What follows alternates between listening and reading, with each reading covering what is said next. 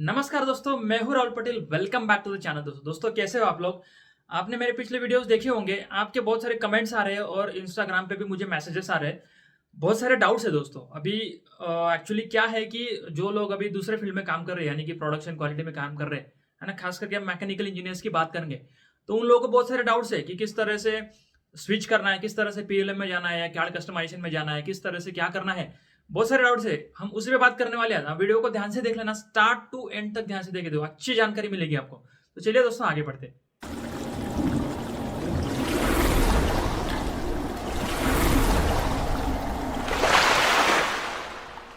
तो दोस्तों आप लोगों के मैसेजेस आ रहे हैं, इंस्टाग्राम पे आ रहे हैं, कमेंट्स आ रहे हैं आपके। तो बहुत सारे स्टूडेंट्स को डाउट्स है कि सर हम जो है अभी अलग फील्ड में काम कर रहे हैं, यानी कि प्रोडक्शन में काम कर रहे हैं। खास करके हम बात करेंगे मैकेनिकल इंजीनियर्स की। प्रोडक्शन में काम कर रहे हैं, मेंटेनेंस में काम कर रहे हैं, क्वालिटी में काम कर रहे हैं, अलग फील्ड जो है उसमें काम कर रहे हैं। तो अभी हमको पीएलएम में स्विच करना है या फिर डिजाइन में फील्ड स्विच करना है, तो किस तरह से किया जाए सर। हमको बहुत सारे डाउट्स है, हमारा एक्सपीरियंस नहीं है उसमें, तो क्या करें, किस तरह से प्रोसेस है। तो आज आज हम डाउट क्लियर करने वाले हैं। अगर आप प्रोडक्शन में काम कर रहे हो, अभी देखिए प्रोडक्शन, अगर आपको ग्रोथ चाहिए दोस्तों, अच्छी सी ग्रोथ चाहिए, सैलरी अच्छी होनी चाहिए, तो आपको थोड़ा सा प्रोडक्शन या जो भी अलग फील्ड है वो छोड़ के आपको दूसरे फील्ड में जाना पड़ेगा दोस्तों। अगर आप कंपैरिजन करोगे सैलरी का, है ना, डिजाइन इंजीनियर और प्रोडक्शन इंजीनियर या मेंटेनेंस इंजीनियर, उनकी सैलरी का अगर कंपेरिजन करते हो, तो डिजाइन इंजीनियर की सैलरी जो है ऑलमोस्ट डबल होती है दोस्तों, है ना। इतना बड़ा डिफरेंस है। ज्यादा अगर बड़ी कंपनी में काम कर रहा है कोई डिजाइन इंजीनियर, तो उसकी सैलरी 2-3 टाइम्स मोर होती है प्रोडक्शन इंजीनियर से, अगर आप कंपेयर करते हो। तो मतलब ये डिफरेंस आप देख रहे हो ना। अगर आप डिजाइन में काम कर रहे हो तो आपको ग्रोथ जल्दी मिलेगी, और अगर आप खास करके पीएलएम में अगर आप स्विच करते हो तो और ही आपको ग्रोथ मिलने वाली है। तो हम बात करेंगे कि किस तरह से स्विच करना है। देखिए हम स्टेप बाय स्टेप बात करेंगे। तो फर्स्ट स्टेप जो है दोस्तों, आपको अगर पीएलएम में स्विच करना है, पीएलएम में जाना है, पीएलएम में अपना करियर बनाना है, तो पहले जो है दोस्तों आपको पीएलएम सीखना होगा, इंडस्ट्री में जाना होगा आपको। देखिए मैं तो एक बात कहूंगा आपको कि अगर आप प्रोडक्शन में काम कर रहे हो तो आप डायरेक्ट पीएलएम में मत जाइए, है ना। आप एक काम करिए कि आप डिजाइन में स्विच करने का ट्राई ट्राई करिए, क्योंकि अगर आपने डिजाइन फील्ड में काम किया है 2-3 साल, तो आपको पीएलएम बहुत ईजी होगा दोस्तों, है ना। पीएलएम में काम करना बहुत ईजी होगा। तो अगर आप प्रोडक्शन से डिजाइन में स्विच करते हो, क्योंकि प्रोडक्शन से डिजाइन में स्विच करना थोड़ा सा इजी हो जाएगा पीएलएम में स्विच करने से, है ना। तो आप डिजाइन में स्विच कर रहे हैं, उसके बाद में आप पीएलएम में स्विच कर सकते हो, या आप डायरेक्ट प्रोडक्शन से या फिर मेंटेनेंस क्वालिटी जो भी फील्ड है, अलग फील्ड, उसमें से डायरेक्टली आप पीएलएम में भी स्विच कर सकते हो। लेकिन थोड़ा सा हो सकता है कि टाइम लग जाए, है ना। तो ये एक बात है कि आपको क्या करना है, पहले जो है आपको भैया पीएलएम सीखना है, अच्छे से सीखना है। तो अभी सीखने के लिए आप कहोगे सर कोई यूट्यूब का कोर्स बताइए, है ना, फ्री वाला कोर्स बताइए। तो भैया ऐसा नहीं होता है। देखो फ्री वाला कोर्स जो है आपको 1-2 दिन सीखेगा आप, तो यूट्यूब से आपको मिलेंगे वीडियो, 2-3 वीडियोस मिल जाएंगे सीखने के लिए, पीएलएम सीखने, लेकिन वो आपको पूरा नॉलेज नहीं मिलेगा। अगर आपको अच्छे से पीएलएम सीखना है दोस्तों, तो आपको टोटल कोर्स करना पड़ेगा। ये रियलिटी में बता रहा हूं कि आपको प्रॉपरली कोर्स करना पड़ेगा, और उसके लिए बहुत सारे इंस्टीट्यूट्स है, पुणे में है, चेन्नई में है। ओके, तो मैंने उसके वीडियोस भी बनाए। मैंने लास्ट वीडियो बनाया था पीएलएम कस्टमाइजेशन पे, किस तरह से स्विच करना है, क्या है ना।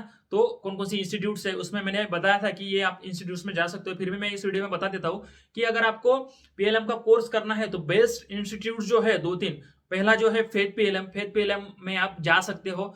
ओके, दूसरा जो है एक्सपर्ट पीएलएम, है ना, फेथ पीएलएम हो गया, एक्सपर्ट पीएलएम। ये दो जो इंस्टीट्यूट्स है वो अच्छी अच्छी इंस्टीट्यूट्स है। मतलब अकॉर्डिंग टू मी आप वहां पे अच्छे से सीख सकते हो, है ना। आपको प्रैक्टिस करने के लिए वो सॉफ्टवेयर का सपोर्ट भी देते हैं, आप जाकर के वहां पे सीख सकते हो। ऑब्वियसली उनकी फीस थोड़ी ज्यादा है, लेकिन अगर आप कोई फील्ड में काम कर रहे हो तो आपको थोड़ा सा पैसा देना पड़ेगा अगर आप स्विच कर रहे हो, है ना। फ्री वाला कोर्स आपको मतलब बेनिफिट, लंबे टाइम तक बेनिफिट नहीं देगा दोस्तों। तो आप एक ट्राई करिए, मतलब अच्छे से पैसा। अभी ये लोगों का क्या है कि मतलब आपको टोटल अमाउंट भरना नहीं होता है, इंस्टॉलमेंट भी होता है। मतलब पहले 10,000 20,000 ऐसे स्टार्ट इंस्टॉलमेंट आप स्टार्ट कर सकते हो, और इंस्टॉलमेंट में आप पैसा दे करके आपका जो कोर्स जो है 4 या 5 मंथ का कोर्स होता है, ये आप कंप्लीट कर सकते हो दोस्तों, है ना। तो आप प्रॉपरली कोर्स करिए, है ना। वो लोग प्रोग्रामिंग भी सिखाते हैं, किस तरह से कस्टमाइजेशन करना है। तो ये 2 इंस्टीट्यूट जो है इनको आप इंक्वायरी कर सकते हो। अगर आपको इसकी पूरी जानकारी चाहिए तो आप मुझे इंस्टाग्राम पे फॉलो करिए और मैसेज करिए, मैं आपको रिप्लाई 100% दूंगा। तो ये जो फर्स्ट स्टेप हो गया, आपको कोर्स कर लेना है दोस्तों। ओके, और उनके ऑफलाइन कोर्सेज भी है, ऑनलाइन कोर्सेज भी है। तो ये इस तरह से आपको सर्टिफिकेशन भी मिल जाएगा, शायद से वो सर्टिफिकेशन भी दे देते हैं। अगर सर्टिफिकेशन नहीं भी है तो भी कोई प्रॉब्लम नहीं, आपको बस नॉलेज लेना है दोस्तों, है ना। फिर बाद में क्या करना है आपको, सेकंड स्टेप जो है, सीखने के बाद में आपको सिंपल 2-3 प्रोजेक्ट्स बनाने हैं दोस्तों, है ना। क्योंकि आप जब इंटरव्यू को जाओगे तो इंटरव्यू में आपको वही सवाल पूछते हैं कि भैया आपने प्रोजेक्ट्स कौन से किए। हाँ, और एक बात ध्यान में रख लीजिए दोस्त, आपको इंटरव्यूअर को कभी नहीं बताना है कि मैंने फेथ पीएलएम से कोर्स किया है, एक्सपर्ट पीएलएम से कोर्स किया है, या अमुक ढमुक जो है पीएलएम वाले जो इनसे कोर्स किया है और वहां से सीखा है। ऐसा नहीं करना है दोस्तों। आपको बताना नहीं है कि मैंने पीएलएम का वो कोर्स किया है और मुझे अभी स्विच करना है।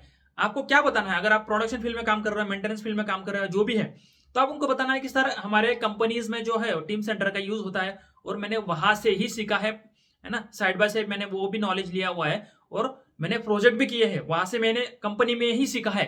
ऐसे ही आपको बताना है, आपको ये बताना नहीं है कि आपने कोर्स किया हुआ है ना। क्योंकि ये लोग जब बाद में वेरिफिकेशन करेंगे तो ये ऐसा नहीं देखते कि ये कंपनी में टीम सेंटर पे काम किया है या नहीं।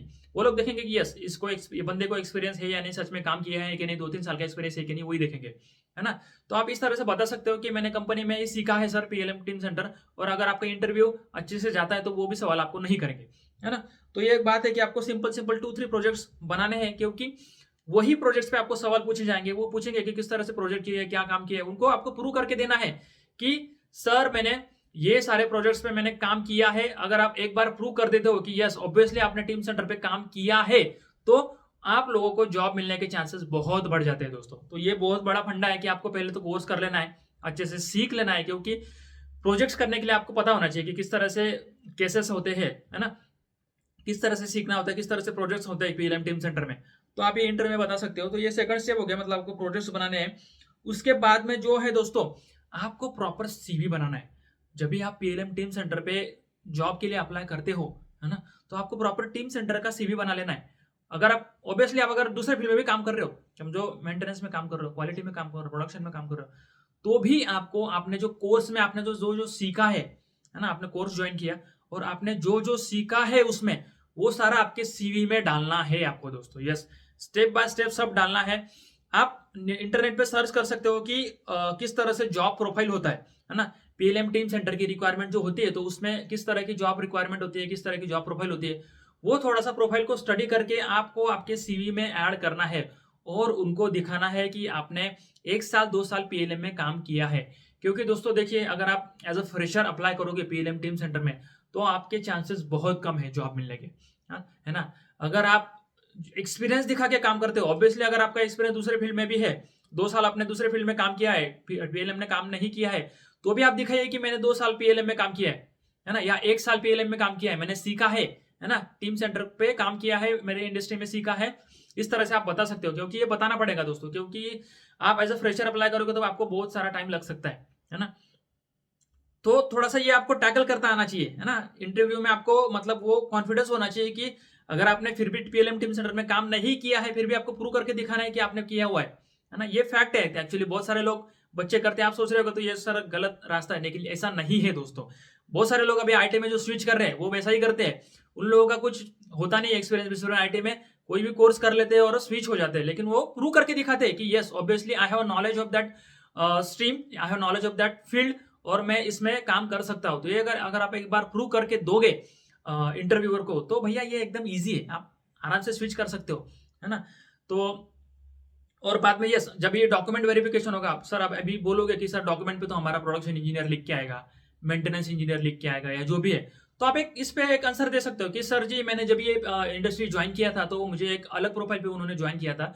बाद में उनके पास में लेबर ना होने के कारण उन्होंने मुझे टीम सेंटर में स्विच किया, उन्होंने टीम सेंटर का इस्तेमाल करना स्टार्ट किया और हम सारे लोगों को टीम सेंटर का ट्रेनिंग दिया और हम टीम सेंटर पे काम कर रहे थे। इस तरह से आप बता सकते हो, मतलब डॉक्यूमेंटेशन पे हमारा टीम सेंटर नहीं है, लेकिन मुझे टीम सेंटर का नॉलेज है, टीम सेंटर पे ही मैंने काम किया है ना, या पीएलएम पे ही मैंने काम किया है, या डिजाइन में ही मैंने काम किया है।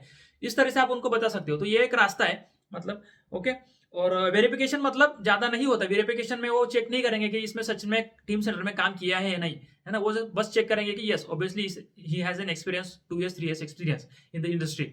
ओके, तो ये हो गया। तो आपको प्रॉपरली सीवी बना लेना है और सीवी में आपको प्रॉपर सब स्टेप बाय स्टेप डालना है। आपको जो भी आपने कोर्स में सीखा हुआ है टीम सेंटर के बारे में, customisation, Teamcenter PLM customisation के बारे में, डेवलपिंग के बारे में, या एडमिनिस्ट्रेशन के बारे में, तो ये सब आपको डालना है। और ये पीएलएम टीम सेंटर में आपको अगर स्विच करना है तो 2 फील्ड में आप स्विच कर सकते हो। एक तो आप टीम सेंटर एडमिनिस्ट्रेशन में स्विच कर सकते हो, एज एडमिन करके, और दूसरा जो है डेवलपर करके, है ना। अभी डेवलपर में आपको अगर जाना है तो थोड़ा सा प्रोग्रामिंग लैंग्वेज आपको सीखना पड़ेगा, C++ और जावा की रिक्वायरमेंट होती है। ये कोर्स में एक्चुअली ये फेथ पीएलएम, एक्सपर्ट पीएलएम है ना, और भी स्पिरिट पीएलएम है। ये जो पीएलएम वाले है वो लोग प्रोग्रामिंग भी सिखाते हैं, कस्टमाइजेशन भी सिखाते हैं, डेवलपर का नॉलेज भी देते हैं, किस तरह से प्रोग्रामिंग का इस्तेमाल करके पीएलएम को डेवलप करना है। तो ये सारी चीज आपको वहां पे सीखने को मिलेगी, है ना। अगर आपको कॉन्फिडेंस है कि मैं C++ में जा सकता हूँ, C++ में काम कर सकता हूँ, प्रोग्रामिंग में काम कर सकता हूँ, आप ऑब्वियसली पीएलएम डेवलपर के लिए अप्लाई करिए। या तो फिर administration is the best option, मतलब वहां पे आपको प्रोग्रामिंग का नॉलेज होना जरूरी नहीं है, आपको जस्ट टीम सेंटर इंस्टॉलेशन का नॉलेज होना चाहिए, क्योंकि installation is not an easy process. वहां पे बहुत सारी कॉम्प्लिकेशन होते हैं, कॉम्प्लिकेटेड प्रोसेस है ना, बहुत सारे स्टेप्स को आपको फॉलो करना होता है, उसके बाद में इंस्टॉलेशन होता है। तो इसके लिए भी एक्सपर्ट बंदे चाहिए होते हैं इंडस्ट्री को, है ना। तो वो भी अच्छी डिमांड है इंडस्ट्री में। अगर आप सर्च करोगे पीएलएम एडमिनिस्ट्रेशन, तो वहां पे भी आप स्विच कर सकते हो, वहां पे प्रोग्रामिंग नॉलेज की जरूरत नहीं है। लेकिन यस, अगर आप डेवलपर में स्विच कर रहे हो तो आपको अच्छी खासी ग्रोथ भी मिलेगी और बहुत सारी रिक्वायरमेंट है डेवलपर की। ओके, तो सीवी बना लीजिए और Naukri.com पे डाल लीजिए, है ना। Naukri.com का ऐसा है कि अगर आप सीवी डाल के बस छोड़ दिए आपको, तो आपको जॉब नहीं मिलेगा दोस्तों, है ना।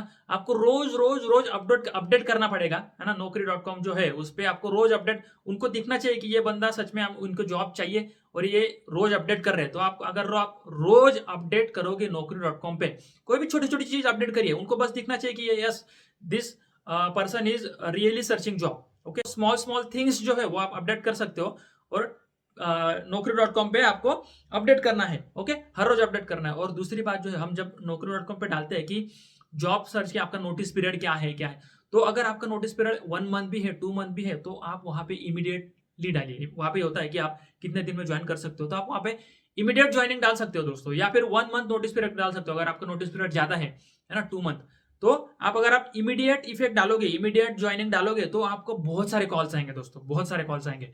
क्योंकि वो कंपनी वाले जो लोग हैं वो सर्च करते हैं कि कोई बंदा हमें मिल जाए जो इमीडिएट ज्वाइन कर सकता है। तो अभी इसके बाद आप सोचोगे कि सर हमने इमीडिएट डाल दिया तो हम इमीडिएट तो ज्वाइन नहीं कर सकते, उसके बाद में क्या। तो अभी ये आईटी फील्ड में क्या होता है कि आपने इंटरव्यू दे दिया, इमीडिएटली आपको इंटरव्यू का कॉल आ गया, इंटरव्यू दे दिया और आपने इमीडिएट ज्वाइनिंग लिखा है, तो उनको बताइए कि सर जी देखिए, हमारा इंडस्ट्री में जो है 1 मंथ का, मेरे कंपनी में 1 मंथ का नोटिस पीरियड है, लेकिन वो निगोशिएबल है ना। I will try to negotiate up to 15 days. अगर आपका 2 मंथ का है तो उनको बोलिए कि सर 2 मंथ का नोटिस पीरियड है, लेकिन I will try to negotiate up to 1 month, है ना। तो मैं ट्राई करूंगा कि जल्दी से जल्दी ज्वाइन करूं, है ना। क्योंकि एक बार आप ऑफर ले लीजिए, इंटरव्यू दे दीजिए, ऑफर ले लीजिए, उसके बाद में आप उनको मेल कर सकते हैं कि सर जी हमारा जो है 2 मंथ का नोटिस पीरियड है, लेकिन मुझ पे बहुत सारी रिस्पॉन्सिबिलिटीज है, मैं प्रोजेक्ट कर रहा हूँ, वो प्रोजेक्ट खत्म होने तक मैं शायद से नहीं आ सकता, मुझे 2 महीने का नोटिस पीरियड यहाँ पे सर्व करना पड़ेगा, क्योंकि I am very responsible person in my company, तो मुझे ये प्रोजेक्ट खत्म करना ही होगा। But I will try my 100%, I will try to join in 1 month. ऐसा उनको बताइए, तो वो लोग मतलब मान लेते हैं। अभी कंपनीज को क्या होता है कि वो अलग, मतलब हर बार कोई इंटरव्यू लेने की प्रोसेस जो है वो इजी नहीं होती, तो हर बार वो लोग ऐसा नहीं करेंगे कि ये बंदा ज्वाइन नहीं कर रहा है तो ये बंदे को निकाल दो और दूसरे का इंटरव्यू ले लो। ऐसा नहीं होता है दोस्तों, वो लोग रुकेंगे आपके लिए। यस, 1 मंथ अगर आप अच्छे से मेल करोगे कि मैं रिस्पॉन्सिबल पर्सन हूँ यहाँ पे, मुझे प्रोजेक्ट कंप्लीट करना है, तो please accept my request and I will try to join in the 1 month, 1.5 month, ऐसा कुछ आप प्रॉपरली लिखोगे तो आपको भैया वो लोग आपके लिए रुकते हैं, आपका वेट करेंगे ज्वाइनिंग के लिए दोस्तों। ओके, ये एक फंडा, ये ध्यान रखिए कि आपको Naukri.com पे या Shine.com पे या जो भी आप मॉन्स्टर जो भी है वेबसाइट है, उस पर अगर आप डाल रहे हो आपका प्रोफाइल, तो आपको इमीडिएट ज्वाइनर ऐसा डालना है, तो आपको कॉल मिलेंगे अच्छे से। ओके, तो इस तरह से आपको जॉब सर्च करना है। और इंटरव्यू तो भैया आप पे ही है, आपको इंटरव्यू टैकल करते आना चाहिए, आपको नॉलेज होना चाहिए, क्योंकि इंटरव्यूअर तो चेक ही करेगा कि ये बंदे ने सच में काम किया है ना टीम सेंटर में, या झूठ बोल रहा है ना, इसको नॉलेज है नहीं। क्योंकि आप जब इंटरव्यू दोगे आपका नॉलेज से पता चल जाएगा कि ये बंदे ने काम किया ही नहीं है ना। लेकिन आप अच्छे से सीखे हो, है ना, तो उनको पता चल जाएगा ओके ये बंदे को आता है टीम सेंटर, इसमें सच में काम किया हुआ है, तो हम इसको हायर कर सकते हैं, है ना। तो आपको थोड़ा सा स्टडी करना पड़ेगा। तो इस तरह से आप स्विच कर सकते हो, आपका फील्ड कोई भी हो, है ना, प्रोडक्शन, मेंटेनेंस, क्वालिटी जो भी है ना, जिसमें भी आप काम कर रहे हो, लेकिन आपको स्विच करना है पीएलएम टीम सेंटर में, तो आप इस तरह से कर सकते हो। लेकिन प्रॉपर आपको नॉलेज होना चाहिए, प्रॉपर कोर्स होना चाहिए। ये यूट्यूब वाला कोर्स आपको बेनिफिट नहीं देगा दोस्तों, आपको प्रॉपरली सीखना होगा, है ना। थोड़ा सा मनी भी एडजस्ट करना होगा और सीखना होगा, क्योंकि सीखने के लिए पैसा देना है, बाद में फिर आपको अच्छा खासा पैकेज मिलेगा, क्योंकि आईटी इंडस्ट्री में अभी अच्छा खासा पैकेज मिल जाता है दोस्तों। तो इस तरह से आप स्विच कर सकते हो, है ना, स्टडी कर सकते हो। तो अगर आपको एक डाउट है कि सर naukri.com पे या जो भी वेबसाइट है लिंक्डइन पे किस तरह से जॉब सर्च करना है, तो मैंने एक वीडियो बनाया था दोस्तों, है ना, आपको यहाँ पे ऊपर लिंक दिख रही होगी, उस पर आप जाकर के चेक कर सकते हो कि किस तरह से प्रॉपरली जॉब सर्च करना है।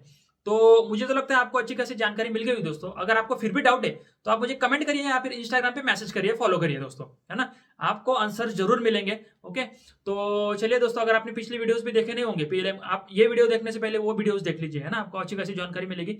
और यस, प्लीज वीडियो को शेयर कर दीजिए। आपको अगर वीडियो पसंद आया होगा, वीडियो को लाइक करिए, शेयर करिए, आपके कमेंट करिए। तो ऐसे ही आपके लिए वीडियोस बनाता हूँ मैं दोस्तों, अलग अलग वीडियोस इन्फॉर्मेशन लेकर के आता हूँ, है ना। तो चलिए मिलते हैं, please subscribe the channel. Bye bye.